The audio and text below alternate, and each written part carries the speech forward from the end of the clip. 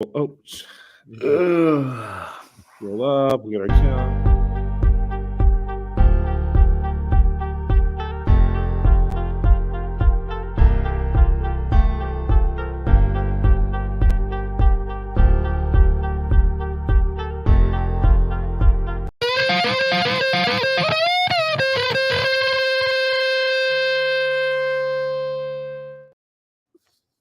Sakatumi, we are live and alive. Let's get ready to go to the bathroom. Too much. Yeah, give me a face. Like, oh, I need to send Meg a text real quick that I picked a couple things up. I left early enough to run to the grocery store to pick a few things up. Then get here. That's what you were doing. You were sending her a text in between. Yeah. Like, oh shit! I started the countdown. Yeah, it was last minute. Mary texted me last night because she just got back from Iceland or whatever. She texted me last night and said she wasn't feeling great. She thinks she might feel better in the morning, but just in case, would I be able to cover 9:30? I said, just let me know no later than 7:00. Man, you got the worst people working for you. They're the You worst. got this one guy sends you a text. And so I'm stuck in Colorado. You got this other chick who's coaching for you.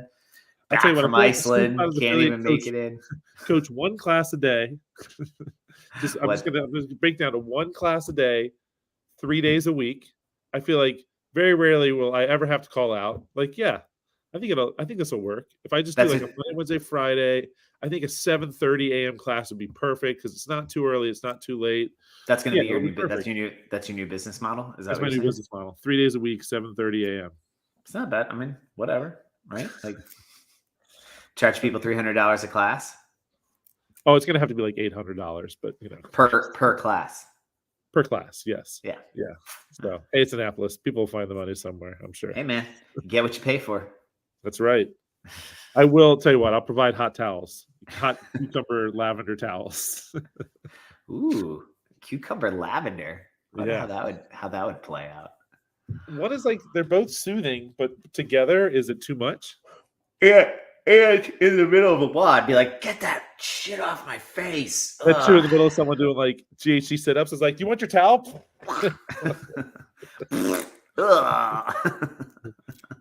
Come on, Rua used to do it. I love their towels. Rua. Oh, that's the yoga. That's the hot yoga place. Rua was it was the yoga place over there at Clock Tower. Oh. Yeah, I don't think they're there anymore. They were there for a while. I remember when they first opened because a woman I worked with she was my boss when I worked for Under Armour at that store. It's always confusing. I'm never totally sure, but I think she was like one of the people that I think there was like 3 owners and she was one of the owners that helped open it. And then you could tell like, oh, trying to run this business, but also trying to be like a store manager for Under Armour is not meshing. And so she dipped out, and that's where I made my quick rise to Under Armour and my quick descent as well. It was a fiery relationship. Burned hot, burned quick. She was funny too. She's one of those, I don't know what it is. I think I just have this way with people, but like I've worked with, I've had several bosses where like the people that I work with cannot stand them. But I'm like, I don't know what your problem is. Like, I have fun with them. Like, I have a good relationship with them, and I don't know. Like, I don't know what it is. Like, I just, I don't know. Maybe because I don't care to ruffle people's feathers too much. Like, as an employee, like maybe I know my role. Maybe that's the thing. I know my role as employee. Yeah, I got this boss right now, man. Everybody's just like, he's just so annoying. I don't mind him. I think he's all right. It's kind of cuddly. Yeah. It's a long. Yeah. Makes me laugh. Tells good jokes. I mean, yeah. I think you got a real keeper there. Yeah. Know your role. Actually, that's funny. That's in Plato's Republic near the end of book 5, maybe book 6. Somewhere in the back. No, it's 10. I think there's 10 total books. It's about halfway through, but the project of the whole thing is they're trying to determine what is justice. What is the definition of justice? And they come to and this is so typical of Socrates and Plato's dialogues, Plato's depiction of Socrates. They come to what seems to be a definition of justice, But of course, the second they define it, Socrates challenges it with like another question and throws everybody into that's not the right anyway. But it was know your place, or do. God, I'm blowing this. I'm screwing up. It's like everybody in their right place or right position, and everybody doing their job or what is expected of them, and no more. That's justice. Like that was what they came to. So they've created this like notional city as sort of like the ability of like, because really what it is, it's like if you read it closely, it turns out to be, it's actually sort of like an examination of like your inner republic, like yourself, sort of like it's the first self-help book, the Republic, Plato's Republic. But they to do that, they have to like zoom out and be like, okay, well, examining yourself is kind of tough. So maybe we like zoom out and say, what if like we were creating the perfect city, and within the perfect city, so you're like now the city, and within you is like these different, types of people within the city and different organizations within the city. And so like that's sort of the metaphor that runs throughout it. But at one point they're kind of like, so in the perfect city, justice would be served if everybody knows their position, and within that position, everybody does their job and no more or no less,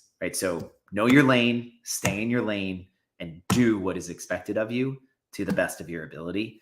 That would be justice. Yeah. And if you kind of think about it, like, yeah. And then I forget exactly how like he transitions it, but then he just blows that up and you're like, fuck. I thought we had an answer. Now we don't have an answer. Thanks a lot, Socrates. Shut up. Quit asking questions. Damn it, Socrates. Yeah. Right, like he never gives you the answer. He just keeps asking questions, right? Yes. Yeah. That's the dialectic. Sounds familiar. I feel like I know someone that has me do that a lot too. Who? Who's that? What does he look like? Yeah. Is that a question? It's fine. It's like flying with the Riddler. Is that a sexual innuendo? Flying with the Riddler. Is that a position I should know about? Hey babe, we're gonna do flying with the Riddler tonight. It's in the Batman Sutra book. I don't know if you've read that. I am Batman. Let's try this one called the Batcave. Ooh. That actually, you need to do the flying with the Riddler before crawling into the Batcave. If you do it after, it can get a little dirty. What I don't recommend is the Bat Wing. Oh. So there's a move in climbing where like you hook your feet and then dangle, and I think it's called a bat hang. But like I couldn't they were using all kinds of terms while we were out and stuff, and so I was like, oh, Cooper is my buddy's older son. I'm like, Coop, do the bat wing. And he goes, what? I'm like, the bat wing. And he goes, it's a bat hang. And I'm like, what? How is that so different than what I'm saying? Because you're hanging like a bat. And I'm like, all right, whatever. Do the bat wing. Do the roar. Come on, Daddy. Do the roar. That totally. I like the bat wing better. Right, me too. That's what I thought. That totally reminds me too. There's this video I want to. Now I've showed it to you. I'll have download and show you up in a minute. But it's this. Someone took this video of bats hanging upside down, except they flip the camera so the bats look like they're right side up. And he said it looks more like a. They said someone filmed bats upside down, and it looks like a goth nightclub. And the way you see them, just like one's over his wings and just like they put like music behind it, like dancing. It's a yeah, like I might have to pull that one up and throw it up shortly. But yeah, it was, or I'll just send it to you and it'll be our own little secret. Oh, nice. People can pay extra. If you Venmo me $5, I'll forward you the text. I'm on board. I like it. And I'll give you 50%. There you go. That's how we are our Patreon. That's our version. That's our version of the subscription model. Yeah. Venmo me $5 and I'll send you the link we were talking about. That's right. and maybe a funny GIF if you're lucky. If you're lucky. Yeah. I normally don't. The first For the taste is free. first 10, I'll say first 10 people who Venmo me the $5, I'll send them a funny gift when I send them the link. I like it. I like that. Good business model. Yeah. After that, you just get the gift, or you just get the link. And for every $5 you send to Jack, you get $5 off your $800 a class membership. Man, this gym just got really expensive. Oh man.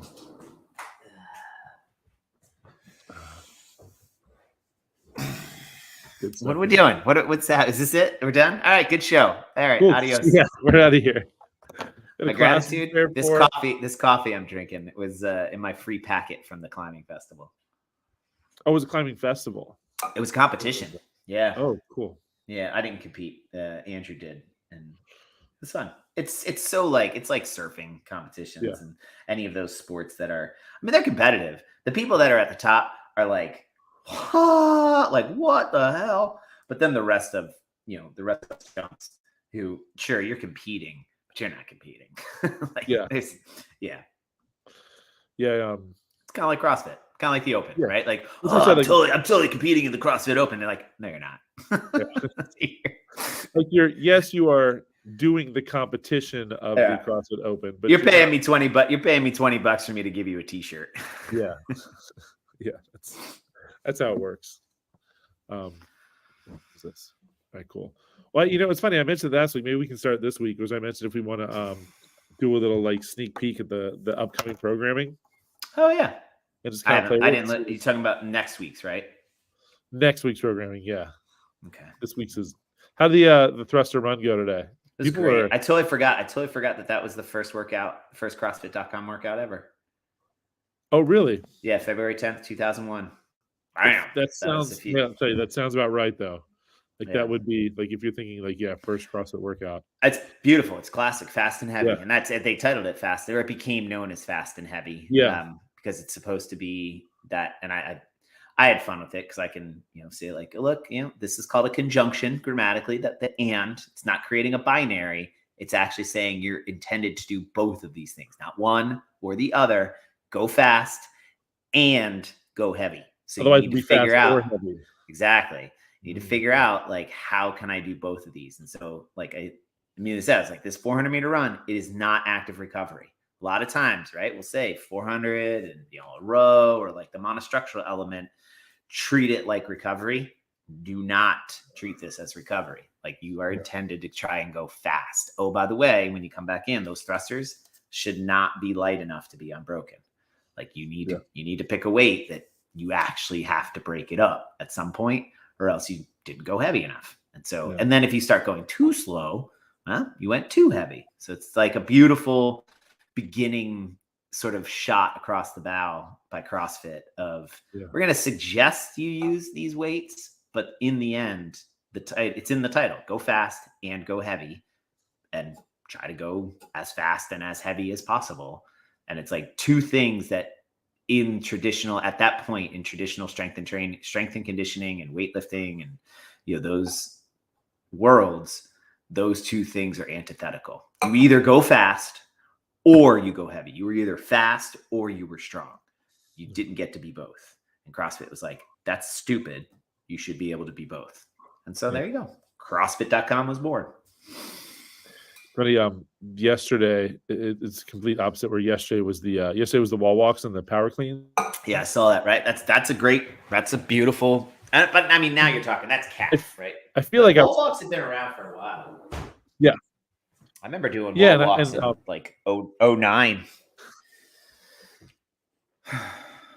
You're breaking up. Mike isn't laughing like knowing the answer, but Mike goes, do wall walks easier without having to do wall walks. And, what did he say? You broke up a little bit. What did he say? Oh, he said, what can I do to make wall walks easier without having to do wall walks? I was like, well, it's funny. It's and you can test this. You have handstand walks. People, I think getting to handstand, this is my, again, outward opinion.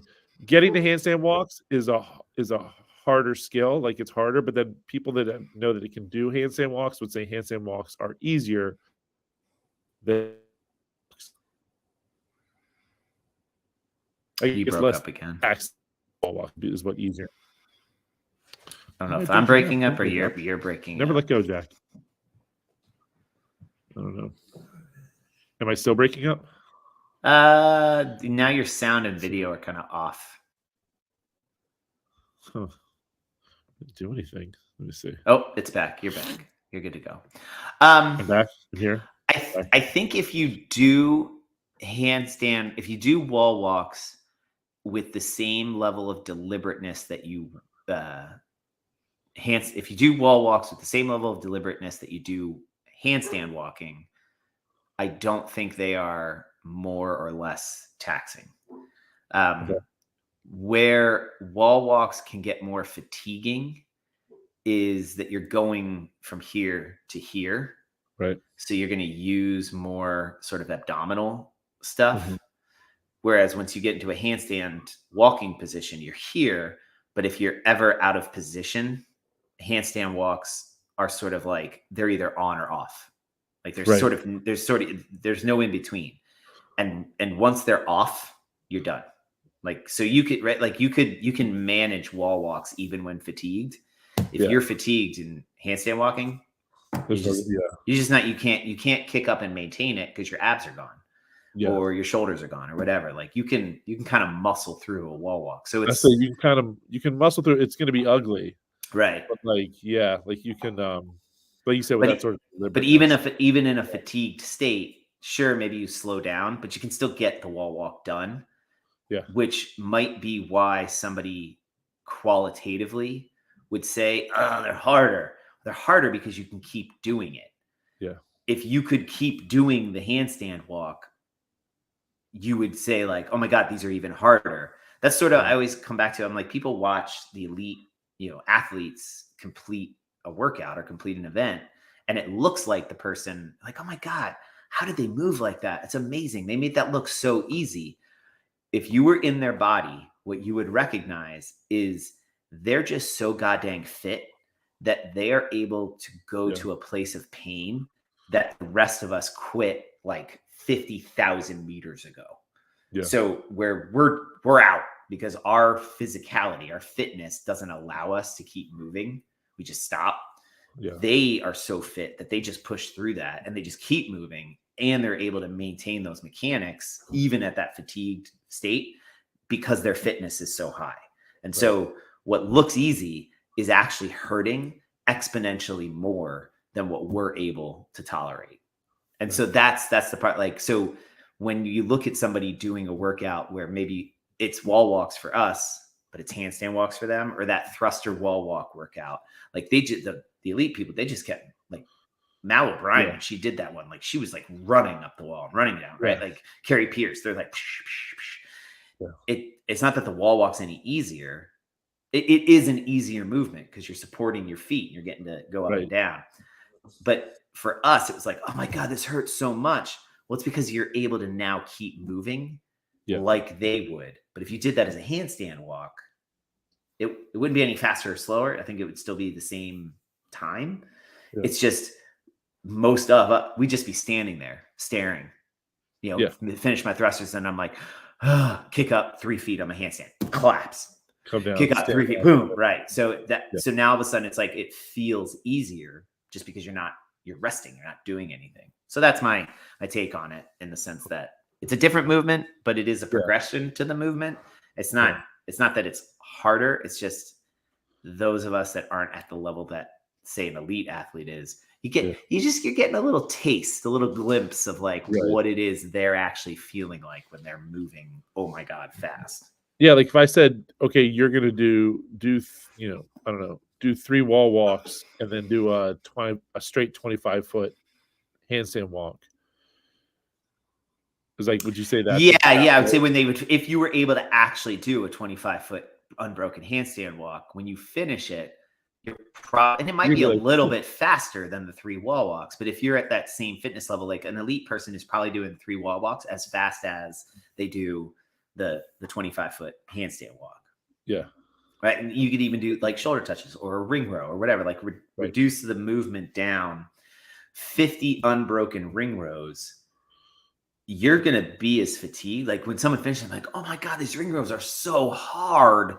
Be like, well, do 10 unbroken strict pull-ups. Be like, well, I can't. Exactly. Like it's not, but I bet you if you could, you would find that the 10 strict pull-ups feel as hard as the 50 unbroken ring rows if you could move equitably, with an equitable amount of power output. So if we can somehow make it apples for apples, it would feel the same. Yeah, that's my argument that it isn't, and it's not, because a progression is not the movement to move, right? Like, so you're never going to get it apple to apples, but what you are getting is, if I'm usually an athlete who can't do that high end movement and I stand around a lot, then I'm not producing the same level of power that the person who can do the movement and can move quickly. When you do the wall walk, what it's facilitating is you being able to up your power output, because you're moving and your time underneath the work times force times displacement, the work numerator and the time denominator, you're able to lower the value on that time denominator. So you're lessening the time it takes while having that consistent work at the top. Now you're getting to feel what actual power, thus intensity, feels like. Yeah. That's why. And that's when people go, oh my God, these wall walks are so much harder. Like, nope, you're just actually feeling intensity, and not like that was really hard intensity. No, like intensity as a function of power output. Like you're getting work done because the movement allows you to get work done, not stand up, kick up, step for a few feet, get down. Yeah. Exactly. Yeah. That's why scaling works, people. Go lighter if you need to, but not too light that you go too fast, right? Like that, and fast and heavy. So for those of you watching this who are going to do the workout later today, challenge yourself. Go a little heavier. You should not be able to do all the thrusters unbroken.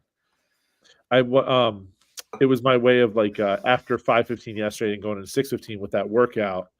I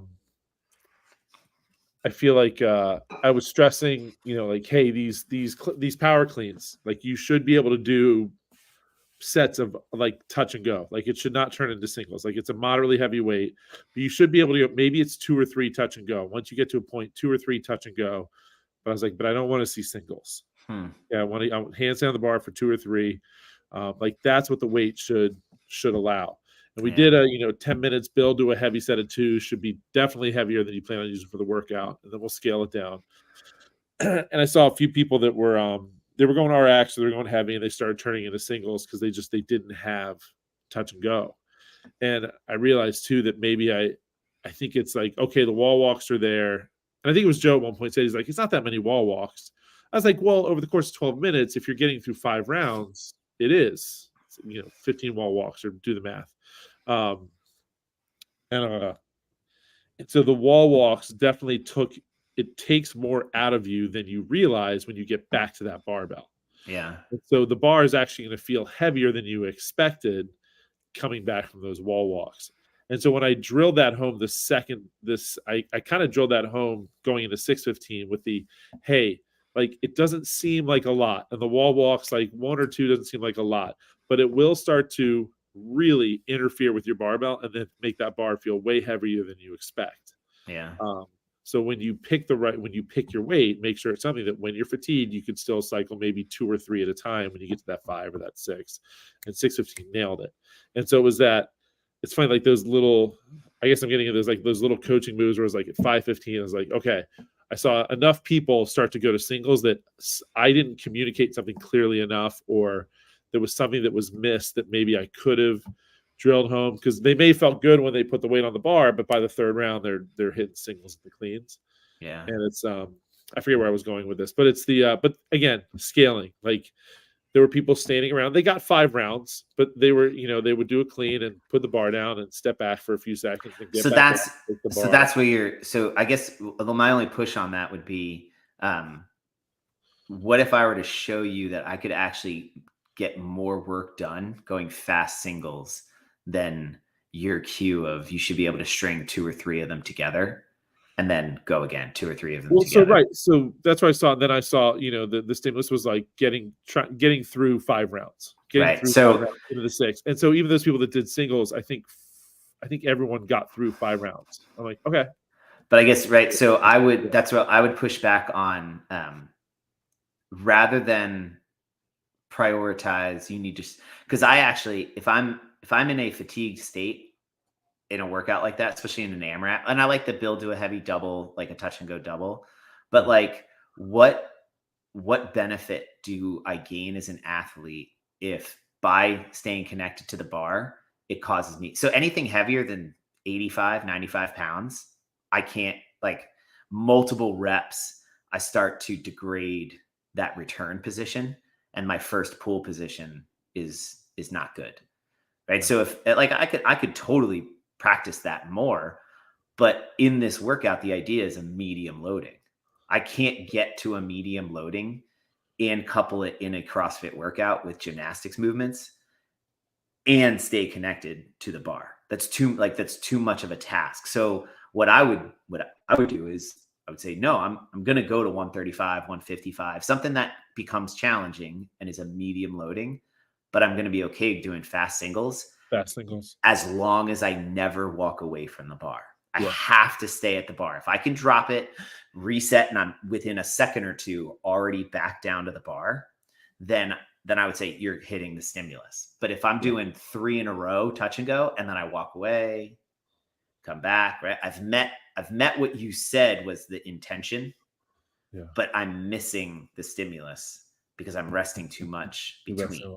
So that, but I do agree as far as like initially what you're trying to say is I want these cleans to be solid and consistent. We should not be resting any longer than 2 to 3 seconds between any reps of the cleans. If that's fast singles, if that's a triple with 2 or 3 breaths, a triple with 2 or 3 breaths, whatever, I forget what the rep scheme was, right? But that would be sort of to give an option of like, because that, right, like, the rep scheme was a ladder. It was 1, 1, 2, 2, 3, 3, 4, 4. Right.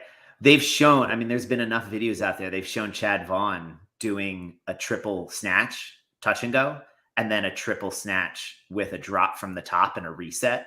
And he's actually within like 0.04 seconds of the two of them with the drop and the reset. His first pulling position is always better across all 3 reps versus his staying connected. By the second and third rep, you can start to see a bend in his back to get back with the touch and go. So, right. Like, so, and the whole argument is they all serve a purpose. The question is, what is the purpose that it's serving? And so that, like, I would say your cue is fine, right? Like you've got it's just, I would push on that as an athlete and as a coach and be like, is there a way to offer that, that gets in line with the overall stimulus of the workout as micro gold within the individual movement. Well, I like the, all right, meet me halfway, or meet me in the middle, do the singles, stay over the bar. Yeah, right. Like no more than 1 to 2 seconds rest ever while you're cleaning. I think sometimes too, I like this, the way I look at sometimes that touch and go too, there's that grittiness to it and that mental toughness to it, to where it's like, let's get a little uncomfortable, but obviously at the price of sacrificing form. Well, it'll still be tough. It's also the person that, right, like you got to be able to string 5 pull-ups together. So they finish whatever the movement was before, whatever it's coupled with the pull-ups, they come in off the run or something, and then they stand there for 25, 30 seconds because they're like, I got to rest because I got to be able to do 5 pull-ups in a row, versus the person who comes in on the run, takes a big breath, jumps up, pull-up, drop, pull-up, drop, pull-up, drop, pull-up, drop, pull-up. That person, right? Because what is the name of our business? It's get work done. Yeah. That person got way more work done because they moved a distance at speed in a shorter amount of time. They had higher power output than the person who stood there, knocked out 5 unbroken and moved on. Right. So, and that's my only thing of where obviously I'd rather get that single person to where they could do like 2-3 or even like 2-2-1 or something. Right. Because there is, like you just said, totally agree. But for the sake of like, that's we'll build that strength in the warm up or the cool down, skill work or whatever. But in the moment of like, the thing about CrossFit is work capacity, get work done. And if would you rather, so like, I know, and we've talked about this, like, it's the difference between the open and training, right? Like the single toes to bar, drop down to a toes bar, drop down to a toes bar. Like for some people is like, that's money when it comes to the open, because you're able to hit it, move down, keep moving.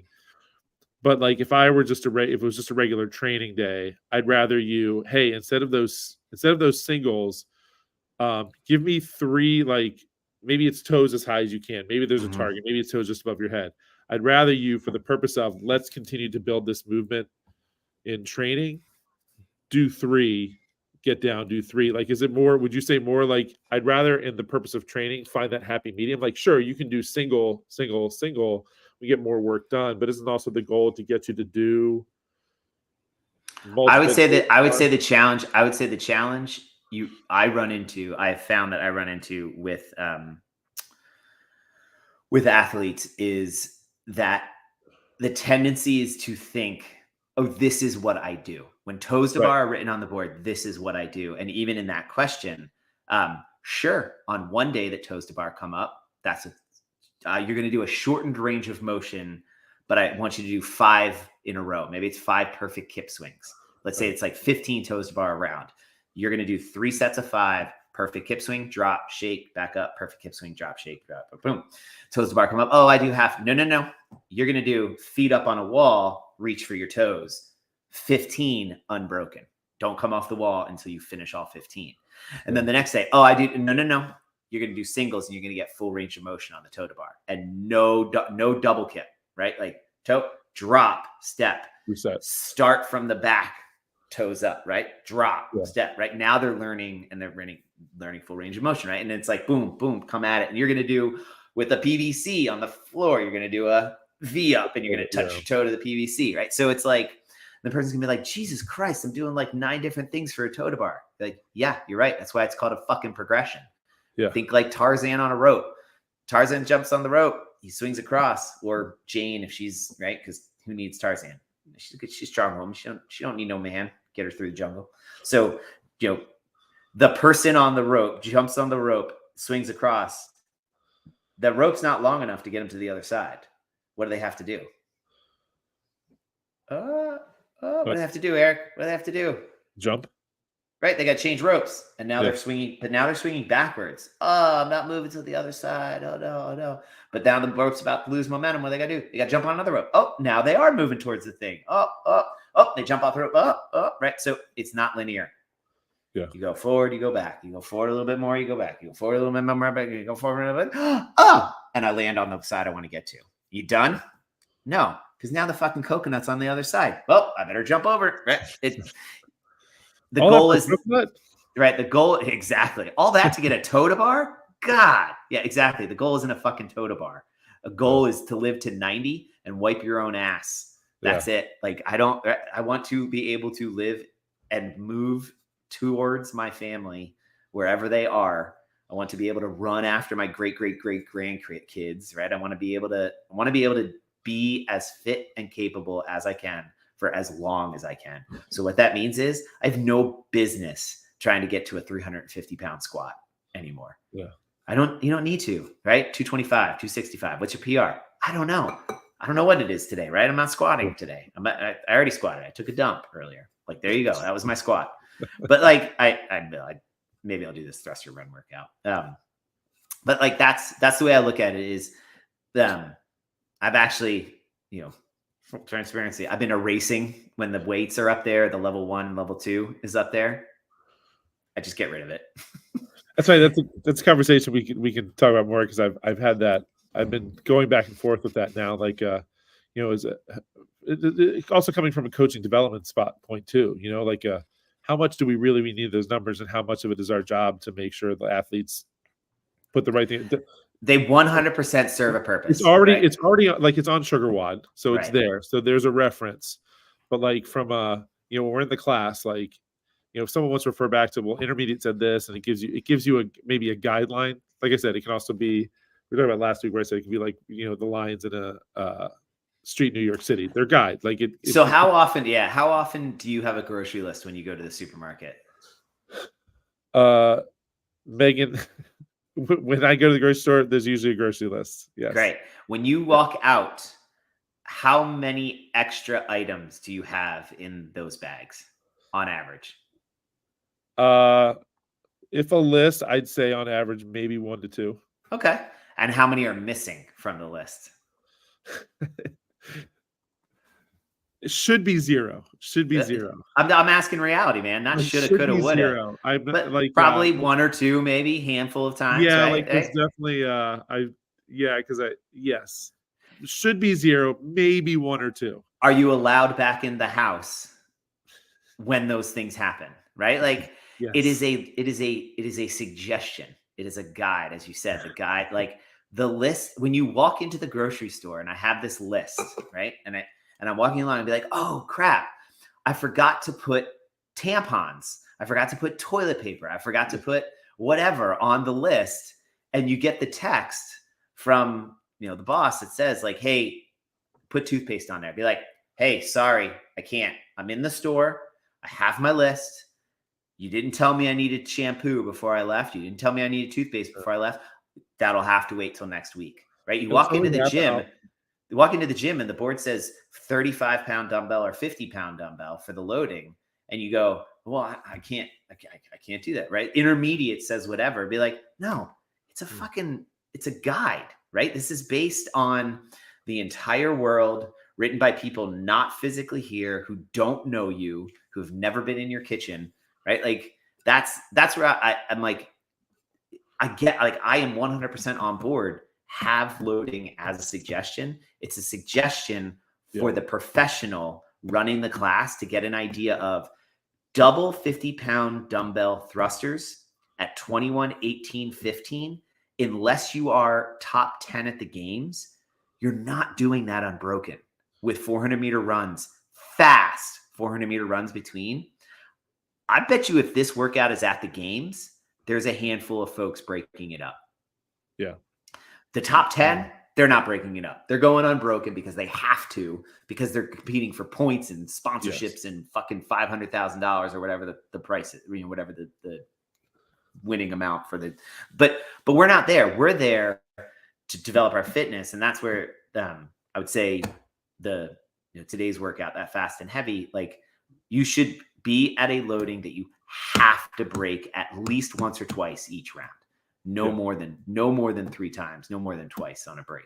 Right. So that's where like, well, what weight should I use? I don't know. Great thing. We got a 35-minute warm up and skill development and build to get you there.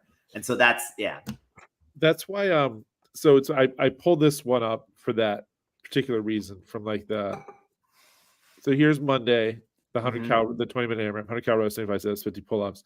And then the intermediate's 25 pull-ups. And I think so that drop off, like I think can be confusing because I think also what's the intent is like, okay, you have unassisted pull-ups, but the goal is here to try to get these pull-ups done in 5 sets or less. Yeah. And so this is okay, we're going to assume you have unassisted pull-ups. So we're going to try to see if we can get it 5, 5, 5, 5, like bare minimum. Yeah. And I didn't look at this class plan or the way to coach it. I would put 2 things. I would say you want to be on the bar no more than 5 times. Yeah. And at the same time, it should take no longer than 3 minutes. Yeah. Which I can't even remember if they said that or something like that. Yeah. Do they say that in there? Pull-ups in under 4 minutes. 4 minutes. So they gave an extra minute. That's cool. Yeah. So, which is cool actually. So you could say basically it's like the 100-calorie row should take no more than 6 minutes. The 75 sit-ups should take somewhere in like the 3-minute range. And then the pull-ups should take, they said no more than 4. So 10, 13. So you're looking at, we should be 2 rounds, maybe like you're in the pull-ups. I would say you definitely should be getting to the second set of pull-ups. We want to probably be getting back to the row if you've kind of done that, if you've done really well. But anybody who finishes the row a third time, god dang, like you are moving. So it's funny because you're totally close to what they finished the oh, look at that. So 6 minutes to do 75 sit-ups. Jeez Louise. 6 minutes was really, and no one took 6 minutes. Yeah. And the 8 minutes too, like that 8 minutes is like I even said that was like 8 minutes is like on the long. Too long. It's too long. Like you went 6 minutes, like no, I was even kind of like, if it's 6 minutes, like you should be in those last 10 calories. So like 850 calories per hour is 17. It's somewhere between 16 to 17 calories per minute. Okay.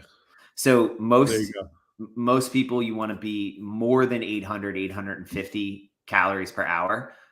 And then you're going to be scaling. And so that's where I came up with the 6 to 7 minutes. So 100, yeah. 100. Yeah.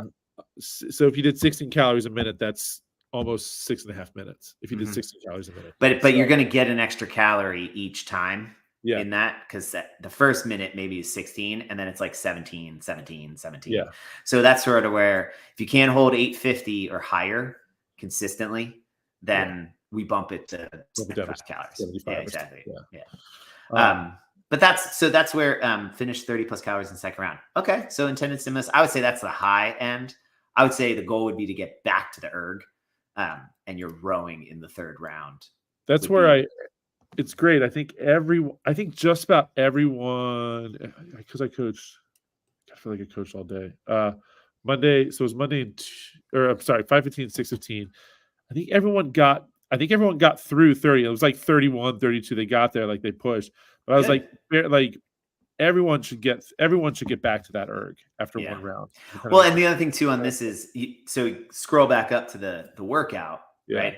If I'm looking at this thing, it should be like a freaking neon sign screaming at you, pull-ups, 50 pull-ups, because what is going to happen? Calorie row, you're moving, right? You never stop rowing. Nobody just maybe decrease in your power output or whatever, but you never stop moving. 75 sit-ups, unless you're cramping, like there's no reason to ever stop doing the sit-ups. Like I get it. You may have to take like a breather, but like you're right back into it. Those 50 pull-ups, what do you got happening? Somebody does 5 to 10, they drop. Yeah. What is not happening right now? Fitness. Fitness is not happening right now. Work is not happening right now. And so that's where like everything should be designed in this workout from minute 1 to minute 59 of the class. Everything should be designed to working. How can I get somebody to be able to do 7 to 15 seconds of work of pull-ups, 3 to 4 seconds of rest, right back into it. So almost like, how can I make these pull-ups like little 20-second bursts of work? 10 to 15 seconds of work, 5 seconds of rest, 10 to 15 seconds of work, 5 seconds of rest, 10 to 15 seconds of work. So maybe that's ring rows. Maybe that's your little kiddie pull-up bar that you got. Maybe it's setting up bars in the rigs or whatever. Maybe it's bent over dumbbell rows. Maybe it's plank renegade rows around, right? Like all kinds of things to get that to happen. But if it's a now you're like Charlie on a walk at an 80-degree day, right? That's my dog, folks. If you're wondering, that's Charlie there right there. Hard at work, getting work done right there. I know. So I liked, like I said, this is kind of going back to where it's like this arc's going to be beginning. It can be really deceiving if you look at it for face value, because I think there's a lot of people like Kenna, who is someone she's really working toward like unassisted pull-ups. And so a lot of times she'll do unassisted depending on the volume. And then some days it'll be like, hey, we're just going to scale the volume back. I want you to do like no less than 3 every, like to this one was do no less than 5. Can you get your pull-ups done in 5 sets of 5? And they were unassisted, and she crushed it. She was doing great.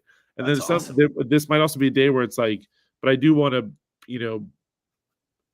work at, like, maybe it is you are going to do some sort of scale, but I want you to go for 50 because I want you to get that pull-up volume.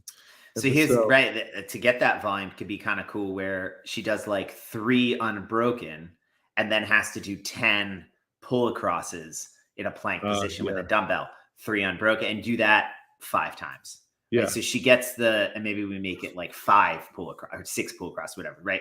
And in the end, it equates to 50 reps of some sort of pulling movement. So you're getting the volume, but you're mixing up the like, so you understand what I'm saying? Yeah. Maybe other people like that's the part where, you're still working the pull without doing the right. pull-ups. You're still building strength And what I would say is, so somebody who can do 20 unbroken pull-ups, take about 15 to 20 seconds rest, 20 unbroken pull-ups, 15 to 20 seconds rest, 10 unbroken pull-ups, their heart rate is going to be through the roof. Yeah.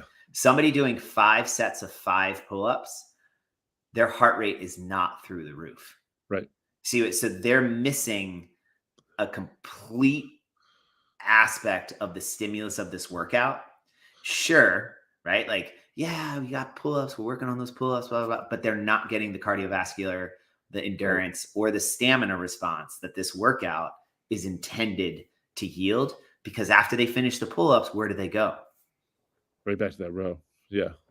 Right. So there's supposed to be some interference there between the pull-up at an elevated heart rate back to the row.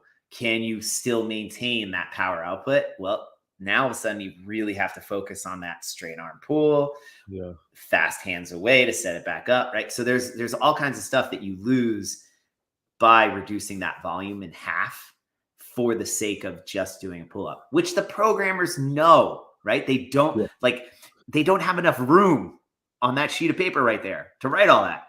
They could really have 10 different versions of this workout up. We could still look at it like, job. Yeah. Like they could have 10 different versions up, and I could still say, yeah, but I'm going to need an 11th for this person. Of course, right? Like because how many people are in the class? There's 12 people in the class. You need 12 different versions of the workout. Yeah. That's the beauty of this model. This is the baseline, but this is the plan from which deviation is guaranteed to take place. So that's where, like, going back to where I'm kind of with you from do we write the prescribed version up? Always. Always. And they made it very simple. That's why .com, prescribe, program for the best, scale for the rest. Who's the best? So it's Jeff Adler, right? Jeff Adler is the best. Yeah. We're programming for Jeff Adler. Are you Jeff Adler? No, then you should probably be scaling this. Probably scale. Yeah. And so that's where, like, on the white whoever and Laura Horvath. Yeah. So yes. It's not Jay. She's probably fitter than he is. If you scale the traditional women to men scale, she did better relatively to the field than he did across all of the workouts. Somebody came up with the numbers. So yeah. There's probably a way, like, based on, like, percentages and stuff and where you finish them. Yeah. But that's cool that someone did that. That's cool. And I forget where it was, but it's the same dude always. It's heat something. But yeah, T has been fitter than any of the men champions. 1 year Matt Frazier was fitter than her, comparatively to the rest of the men's and women's fields. Is that based on, like, do they do that based on, like, the differential and, like, where they finished or how they finished? And it's actually, but not just placing, but like work done. Yeah. What was I saying? But anyway, but that's why, like, RX go up. Like, do we really? It's in SugarWOD. Do we need to write up the 3 different versions, or, like, on the whiteboard we put up the one, and then it's our job to hear the stimulus is this. If you are, if you're doing 100 calorie row, you should be done in 6 to 7 minutes at the most. Right, because otherwise, what I would say is then just only have 3 barbells. Only have a 45-pound, a 35-pound, and a 15-pound barbell. Only have 3 sets of plates. Like, only have RX, intermediate, and beginner. That would be the idea. If you're looking at the board and that's like, no. You have almost an infinite, but it's not, ability to get weights at varying levels, which is again where, like, some people are like, we need more dumbbell varieties. They're kind of not wrong. It's just like, I got to make choices here, right? Like, at some point you do come up against the reality of, like, God dang, yes, you're right. I wish I did have, 3-pound dumbbells, 5-pound dumbbells, 7-pound dumbbells, 12-pound dumbbells, 10-pound, right? Like 10-pound, like, that'd be great if we had that many variations. but now you need a 19,000 square foot facility with 17,000 different rows. And the reality is, like, when we're doing dumbbell work, it's less about the loading and it's more of you're moving an odd object.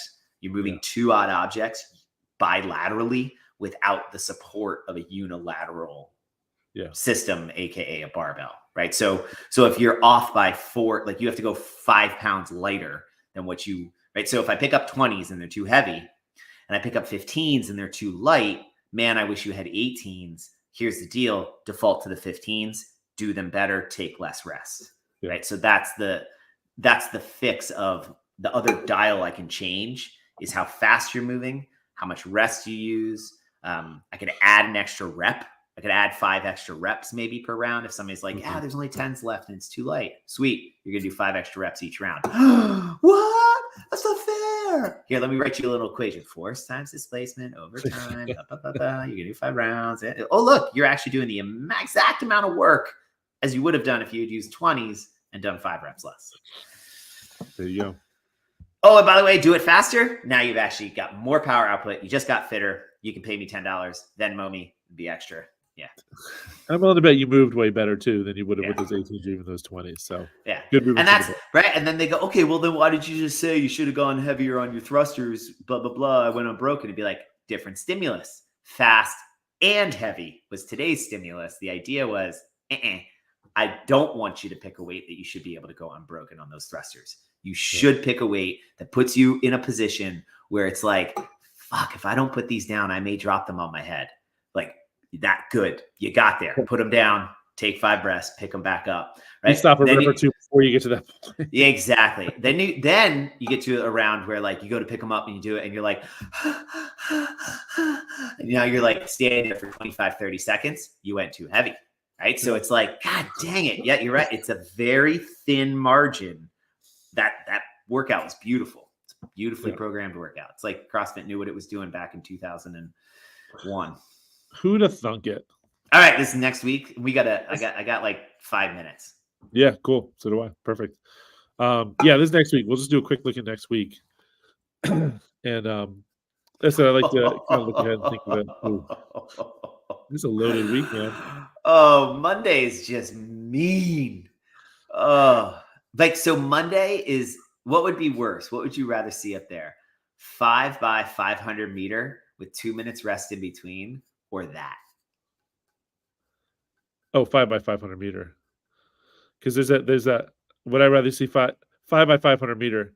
Because that 2-minute max distance, like, you're 500 meter, there's an end point. So you got it. What's gonna happen on this one is the majority of people will come out 580. Not majority, but a lot of the guys and women too. There's some really good rowers. So let's just say, so a majority of the athletes will come out exceeding what their 500 meter. They'll be 500 meter plus, and by the time they're done, they will be lucky to get a 500 in rounds 4 and 5. There we go. There's a challenge right there. Right. So that's where this workout is so much worse than if it was just a 5 by 500 with 2 minutes rest in between. Yeah. They'll probably get about the same amount of work done, but it's going to be so much more painful this way than it's just like the 7 rounds for time versus a 9-minute AMRAP of something that gets them about 7 rounds. 7 rounds for time, they actually will do more work because they'll do that faster. They'll hide in the AMRAP. This is like the complete opposite. Yeah. Because it's a single modality. They know how far. Like, it's, oh man, this is if they really are trying to get as far as possible. Right. If they're really like, you can hide in this 2 minutes and not get much done, but like totally sandbag it. Yeah. Yeah. But that's on you. That's not. I love that. That is a. Whew, I saw Ben Smith's programming this last week had something similar. It was like a 1 minute run or something, and you're trying to go a little bit further, and then it was like something 15 air squats. So run for 1 minute. It was a 20-minute AMRAP or 20-minute EMOM, alternating EMOM. Run a minute, 15 air squats, and the idea was try to go a little bit further on each run. Yeah, that's good. I was trying to pull that one up. We'll worry about that when they're this one. Yeah, Nate. Go. So I like the way I like these workouts too that set up the week from like this one's going to be intense, but you're not going to feel like you're not going to come in Tuesday to Nate and feel like you were just like beaten to death. So Nate's a perfect one where just assume somebody has muscle ups, handstand push-ups, and they can swing the kettlebell, right? Nate is intended, everything's unbroken. Yes. But you want to start at like, and 10 rounds is a good goal. Maybe 10 plus. So I'm just going to say 10 rounds, it's 2 minutes a round. Yep. First 4 rounds should be like 210. Then your next 4 rounds should be 205. No, first 3 rounds, 210. Next 3 rounds, 205. And then your last 4 rounds, you want to try to be like 150. If you can structure your Nate that way, because what basically happens is everyone comes out on this way too fast and they don't realize how much those kettlebell swings are going to fatigue the muscle ups. And those 2 muscle ups end up becoming, people can't do them anymore. And so what was like 140 round, 145 round, 150 round, 140 round, 145 round, then it's a 245. 230, because you're just standing there staring at the rings or standing there staring at the handstand push-ups don't go too badly if you have them, right? Because you can just do fast singles on those sometimes, like kick up, single, kick up, single. So maybe you'll pick up in the later rounds 10 or 15 seconds, but it's not horrible. It's those muscle ups that completely destroy people. Yeah. So that's where this is a great one where the muscle up scale from the floor, doing them is strict because right, that takes maybe 20 to 30 seconds. It's no big deal. The handstand push-ups, find a scale where you can maintain 4 unbroken, no big deal. It's the kettlebell swings, heavy 8 unbroken kettlebell swings. And when you finish, it should feel like, and your heart rate's going like this.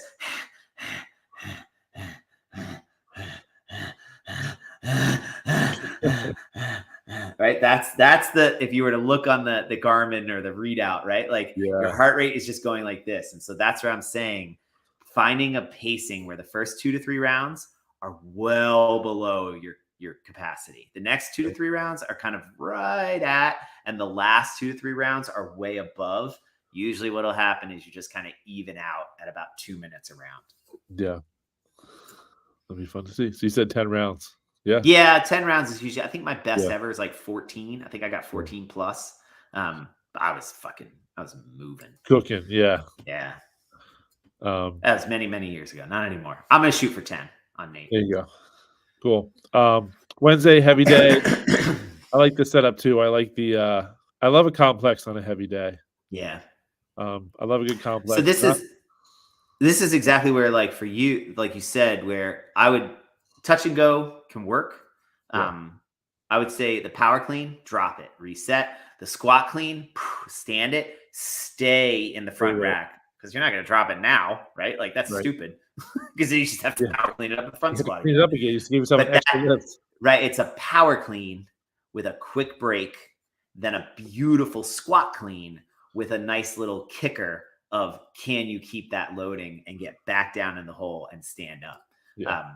And I would say like this one's a perfect one to do like 3 at a loading, 3 at a loading.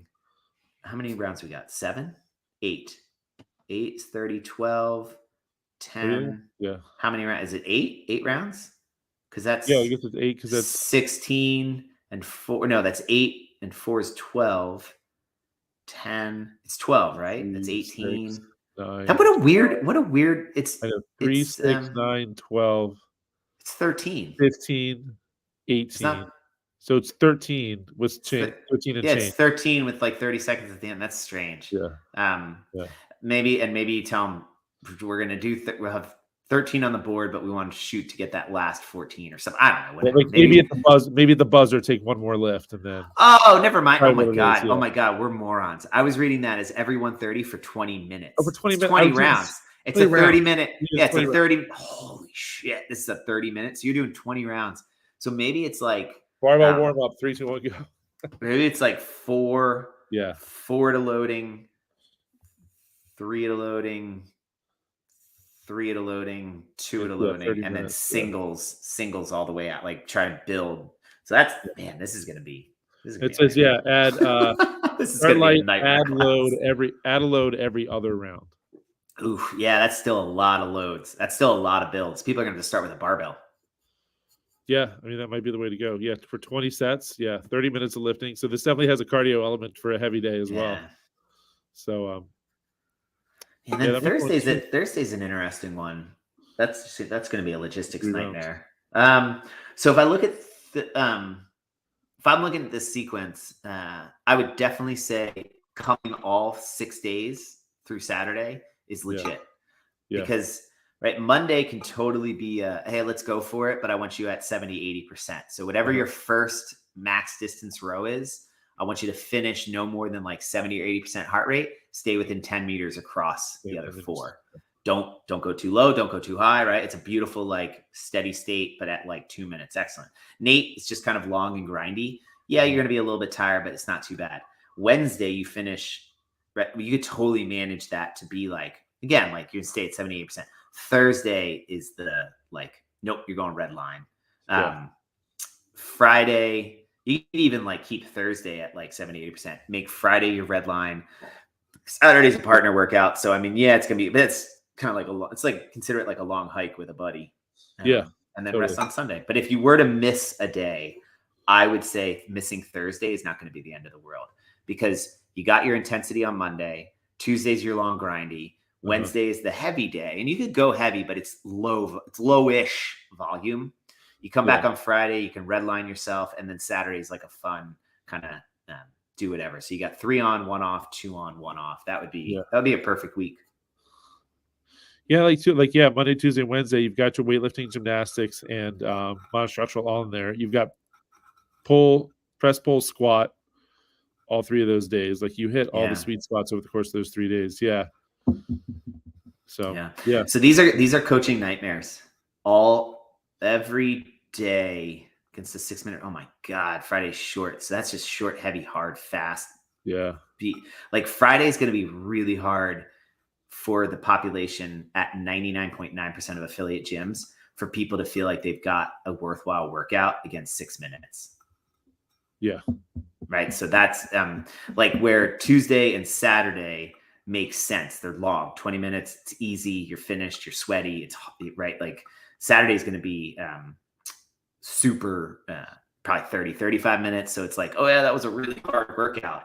The reality is Friday at 6 minutes can you legitimately sprint that 400 or 800, right? You come in on the 800. Can you legitimately sprint that 800 and then go to just absolute shit my pants failure on those overhead squats? Yeah, like I love this. Like athletes report 20 overhead squats. Advanced should push for 50. 50 reps. Like basically what you're doing is, so if I'm coming in with 2 to 3 minutes left on that clock to get 50 reps, that's 4 seconds a rep. So basically that's unbroken overhead squats at 115 pounds.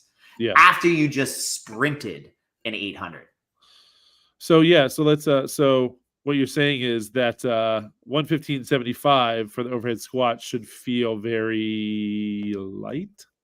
Not Nancy light, but like I could definitely do 20 first set. I could do 20 unbroken my first set.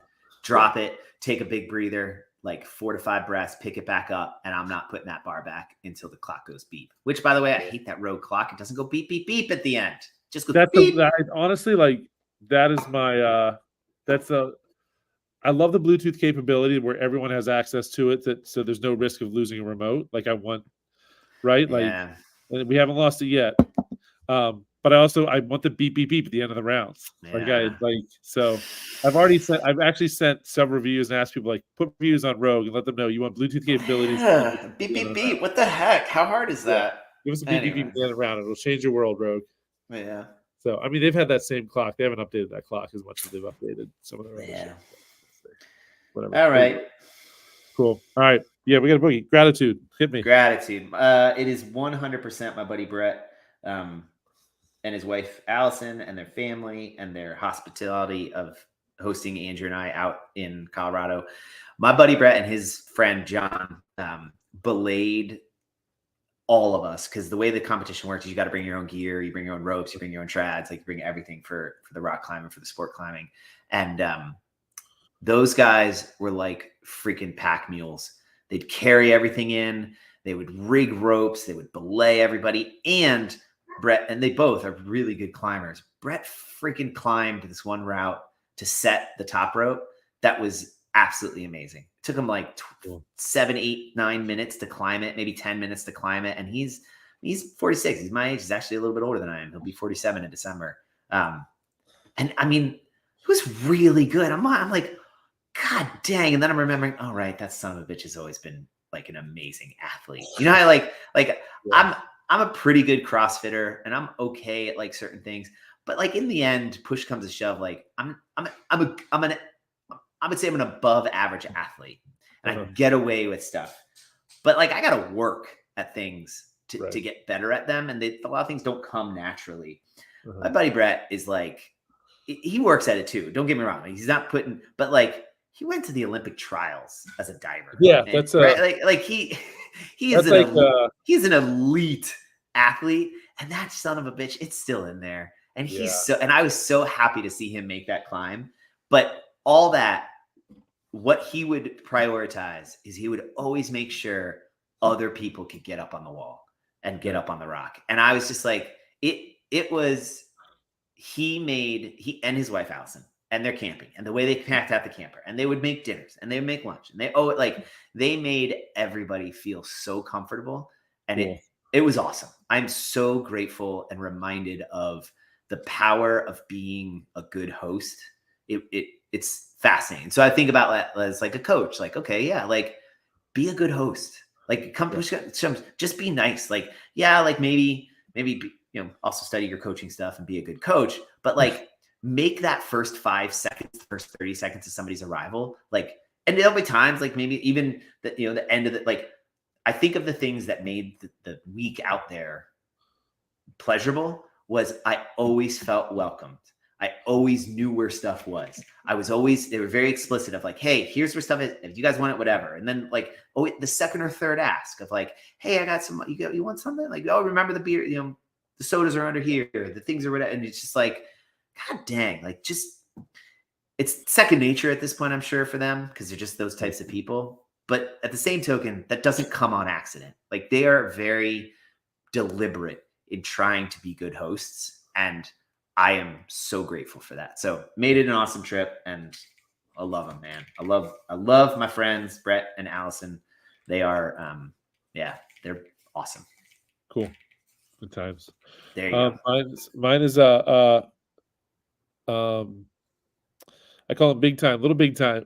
So Axel's little big time. Everett is big time. But yeah, Everett turned 3. Big time. Big time. I go. It's like Everett, big time. He'll do it back, but he's he turned 3 this past Saturday, and so I get the. Hey, that's Coops. That's Coops' birthday too. My buddy Cooper, Brett's son Cooper is. Yeah, it was Saturday. There you go. Yeah, he's my man's 3 years old now, so he's I don't know. It's so. He's big time. Big time. Big time. And so I don't know. These it's cool seeing them become these little people now. Like totally. Axel's still a baby, but he's still starting to, he's 10 months now, so he's starting to get his little personality. And but Axel too. And Meg jokes all the time. She's like, Axel, she goes, Everett is totally you. Like he has your hands, your feet, like your body, like he's built like you, and he has I wish I could remember what it was too. There's something he did that Meg's like, it's totally you. And I said, but when he has like no patience, because I think he gets frustrated because he can't communicate as well. So when he's like, he'll be like, I want some water. And then if you don't respond right away, he'll scream, wah! Like he'll screech it. So I said to Meg, so she's like, he's so much like you. And I said to Meg, like, yeah, but I don't scream like a little girl like he does. Like, and Meg goes, your mom said, she goes, I don't know. Your mom said you were pretty emotional as a kid. I bet you screamed just as much as he did. I was like, you're probably right. I was probably a screecher, but he's, no, he's, Everett is 3. And, I don't know. It just blows my mind that I have this, like, these little kids. So anyway, that's my gratitude. 3-year-old Everett. Good one. Yeah. Love it. cool. Love it. Awesome. All right. We got places to go, classes to coach, people to lives to change, all that good stuff. All that good stuff. All right, man. This is